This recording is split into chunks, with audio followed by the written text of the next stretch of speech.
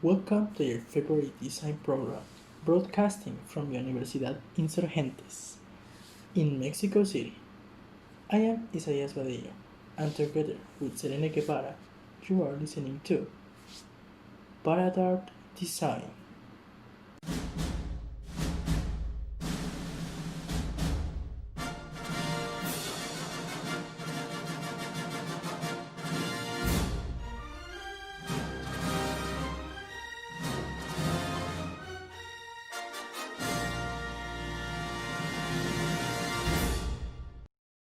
Today we have two interesting topics.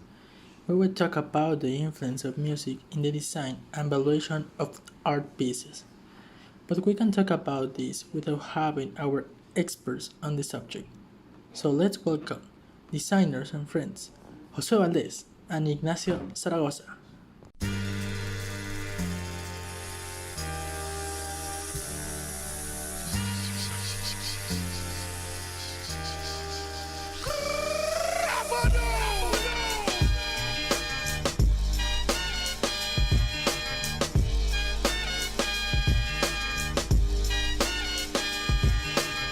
Your time is up, my time is now. You can't see me, my time is.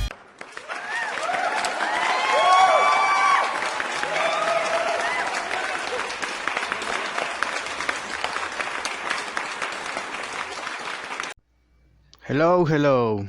How are you? It's a pleasure to be with you again. Thanks for inviting me to the best podcast on the internet. Thank you for inviting me.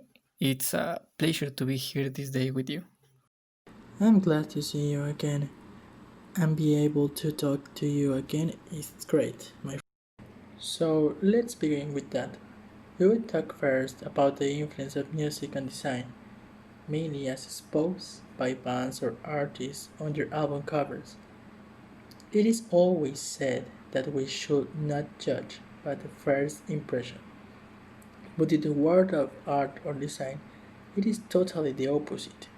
Who has not bought a book or an album due to the fact that its cover caught their attention? Who has not a proud, curious to see an attractive design, drawing, or photograph?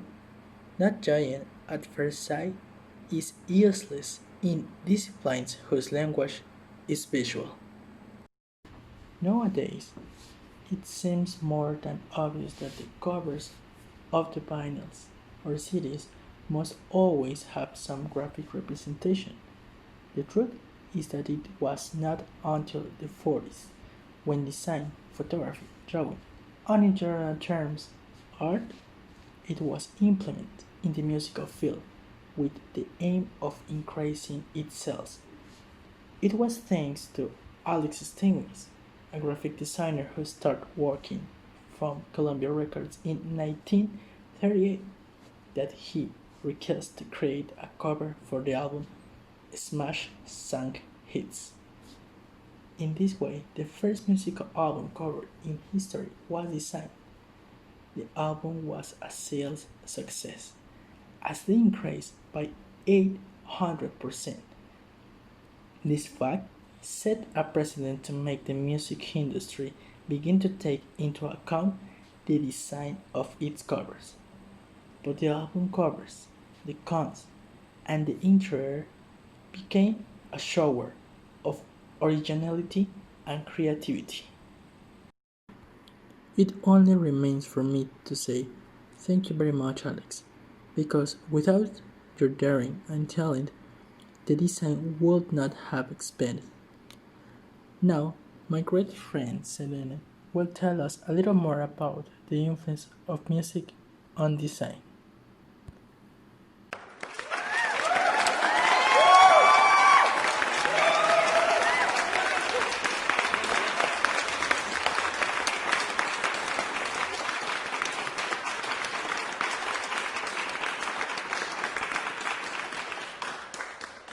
Paintings, sculptures, and photographs of any style are perfectly viewed without audio for a long time. Unlike the static image, the moving image needs accompanying audio, often musical. The viewer has a hard time seeing moving images, whether from a documentary or a fiction, without any sound. Audio seems essential for moving narrative image, which does not mean that silence cannot be used narratively or expressively. We can limit ourselves to what we see. We must seek answers in our perceptions, senses, and instincts as designers and communicators. The cultural life of the designer and communicator is or should be active and constant. Designers and communicators are continuously intoxicated with colors, textures, techniques, trends, styles, concepts, and ideas. Sometimes you may wake up thinking that few things can surprise you anymore, and most likely 3 days later you go to bed thinking of the discovery, casual or not, of something that astonished you and even redefined you. This makes us take new directions as communication agents. Facts, sensations, events, or objects that may be ignored and will often mark, when discovered or learned, not only the style but even the type of communication that we will make. Researching and knowing how to choose the right music, surely our designs will transmit and communicate much more powerful and interesting messages, because in a way it will give us another dimension of the matter. However, the choice must be careful, consistent with the project and respect the personality of the brand. Now we are in our section I'm Not Lying to You, where we will tell you some curious facts that we know will leave you amazed. So let's start with someone who was personally amazed me with his work, as he has exhibited it in one of my favorite bands. I'm talking about nothing more and nothing less than Derek Riggs. His rise to fame was thanks to Eddie the Head, the Iron Maiden mascot. The original character on which is based Ignacio was a drawing that Riggs had drawn to symbolize the punk movement of the early 80s in the UK. The work of Derek was it on the cover of the Iron Maiden album released in 1980. His last work for Iron Maiden was on the cover of the album Somewhere Back in Time in 2008. The name of Eddie it came from a joke circulating in London's East End. So let's begin with the history. A woman had a son who only had a head. Don't worry, said the doctor. Bring him in 5 years, and we will most likely have a body for him. 5 years later, on the boy's birthday, his father entered Eddie's room and said, "Son, today is a very important day. It is your first birthday, and we have a very special surprise for you." Eddie replied, "Oh no, don't tell me it's another hat." So now, we will hear one of the greatest hits of this band, and that thing is to Derek we can recognize anywhere. This is Iron Maiden, Trooper, and you are listening to it on ParadArt Design.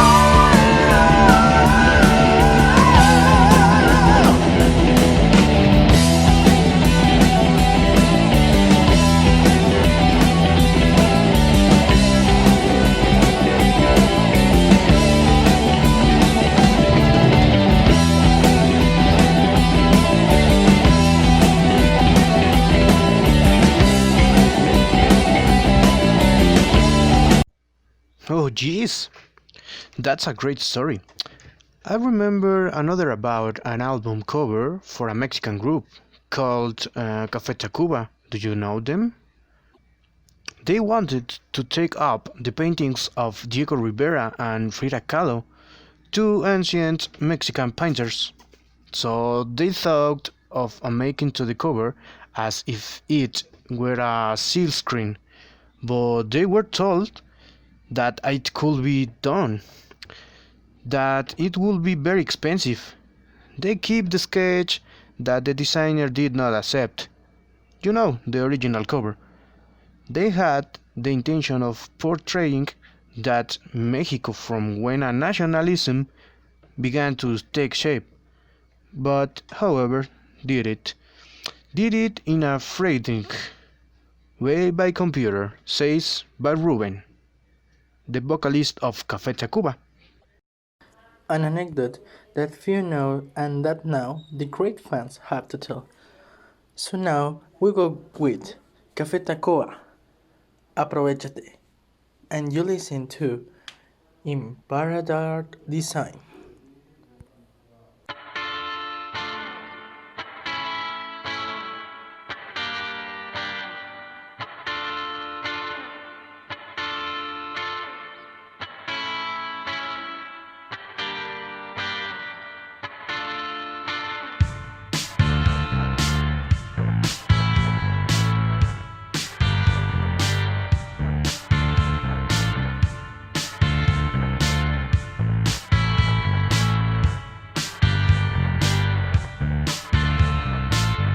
Aprovechate de mí, de que estoy enamorado. Aprovechate que al fin te encontraste con un hombre así. Puedes hacer lo que quieras por mi mundo de cabeza, pero si te aprovechas tú de mí, me aprovecharé de ti.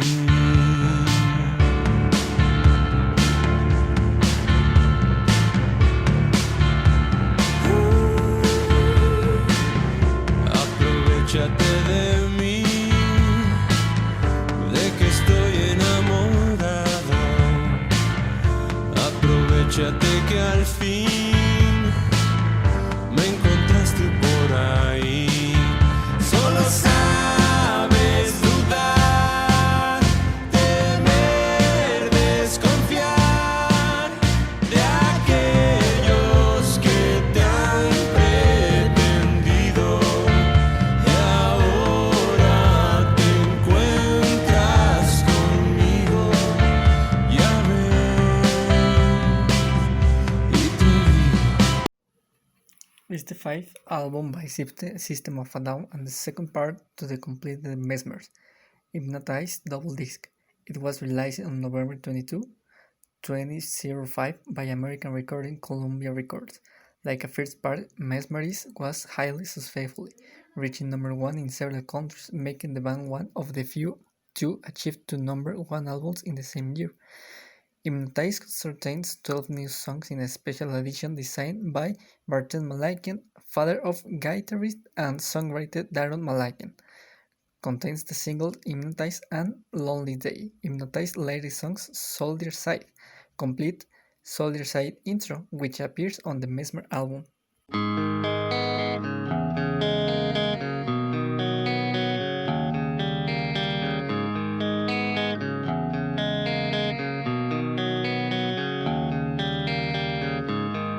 Such a lonely day, and it's mine, the most loneliest day of my life. Such a lonely day should be banned. It's a day that I can't stand. The most loneliest day of my life. The most loneliest day of my life. Such a lonely day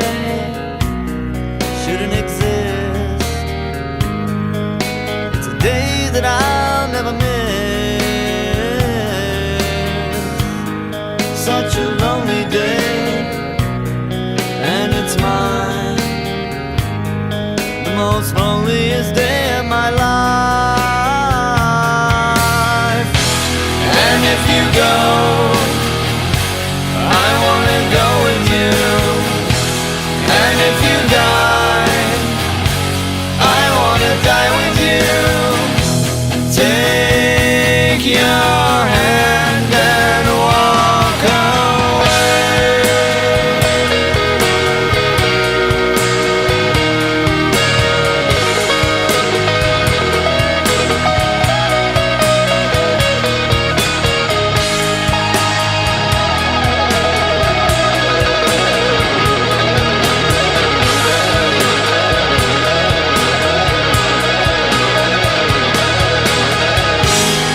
The most loneliest day of my life. The most loneliest day of my life. The most loneliest day of my life.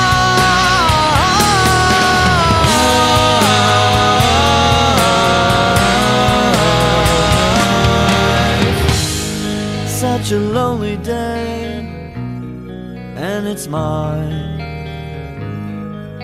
It's a day that I'm glad I survived.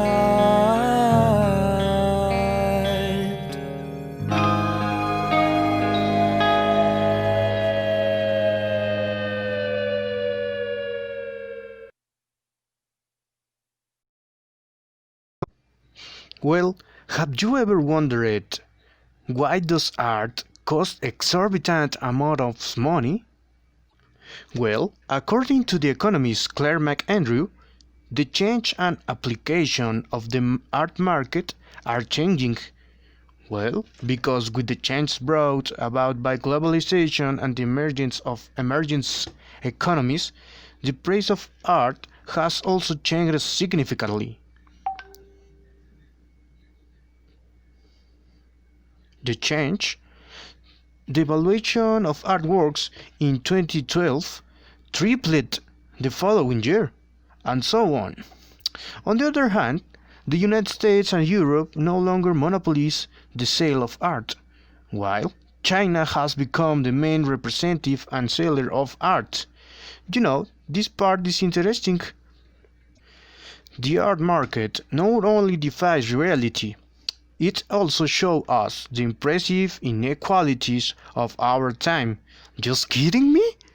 These millions of dollars worth of paintings and sculptures are selling out, and obviously only a few people can afford it.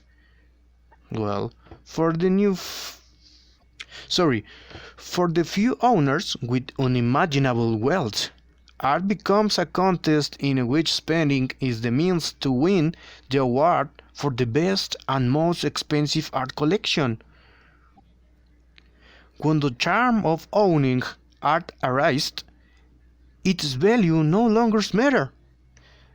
The buying and selling of art is the favorite activity of the nouveau rich, because the buying and selling activities allow them to obtain the lifestyle they want to belong to even if they don't understand it. They all wandered through endless art fairs, auctions, galleries, and other events that brought together the most outstanding works of art.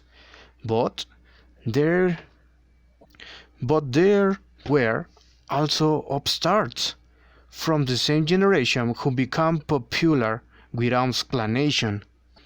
So, art sadly seems to have become much more of a rich man's game, and while the appetite for big names such as Picasso and work like Reeve seems unquenchable for the moment, things are not necessarily so dreamy for younger and lesser known artists.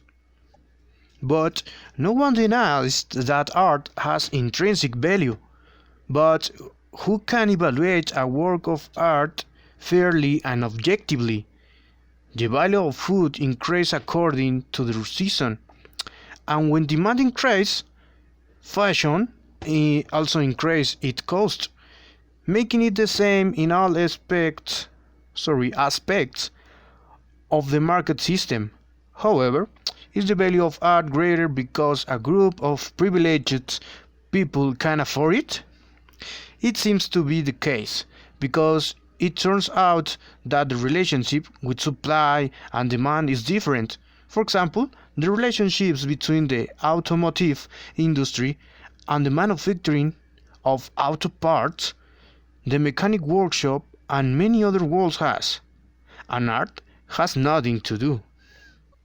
According with some people, artists do not mass produce, do not require labor, do not create jobs, do not require raw materials, and are not economic system, much less trade. Art is not. So the different categories performance, contemporary art, conceptual art, installation, etc. are divided among themselves. They are not affected by the global economy. Bottom the line, art doesn't have to skyrocket at this price point, because it seems like the only reason work painting by an 8-year-old are worth millions of dollars comes down to levels. Some people decide to wear those clothes to gain status or value, as we mentioned earlier. Many of them don't understand. Art is a communication which is a way for some people to express their perception of the world through various techniques and styles that send us information a more subtitle or direct way. Sometimes we clearly grasp the expression they convey to us, but sometimes we don't know why we are attracted. See, art can recognize role shapes and reflect our character taste and even desire. Most of us accept these the things that make us different. When acquiring a work of art, we know that is unique, which does produce a feeling of only ours. From here can also say something draw that we choose. People who buy art is not only an investment, but also beautiful and create a unique space in their environment, but also because it is a static element of expression of life that can help us to continue spreading ourselves. But then, who or what determines the price? Reputation. Here, the degree of recognition that the author of the works has within the medium is considered, as well as specialized criticisms of the work itself. It also takes into account how little or how much the work has been included in the exhibitions. Demand. This factor goes hand in the hand with the previous one, since the higher the reputation, the greater the demand for the work, and the higher the demand, the higher the price. Sales market. This factor is closely linked to the first two. That is, the fact that an artist has a very good reputation and demand in Mexico means that they have in Colombia, so their works could not be acquired at the same price in the both places. Originality. This factor is more common in painting and sculpture, since the rarity of each work intervenes. The number of identical or similar works of the same has well in their availability in the market. An original work and daily will always be valued more than those of which original copies exist. We believe that the value of art is more focused on what it makes you feel when it's considered with its time, with its surroundings, when it tries to say something in the middle of silence, when it's the light in the dark. Wow, you are really shocked to know about the factors that determine the value of a piece of art, but above all, you can see that social classes always try to find ways to express how much money, especially the rich, have. I dare say that a rich person does not he is a rich man if he does not buy a piece of art that perhaps he does know no, but he bought it because it was expensive enough. It was really a pleasure to have them all here. They are quite widespread topics, but I consider they are too attractive both for those who know about this or even for those who perhaps today was their first approach to this work for arts and design. So thank you very much to everyone, especially to the Universidad Insurgentes that give us this space. See you in the next episode of ParadArt Design. I am Isaias Badillo, and together with my team, we say until next time.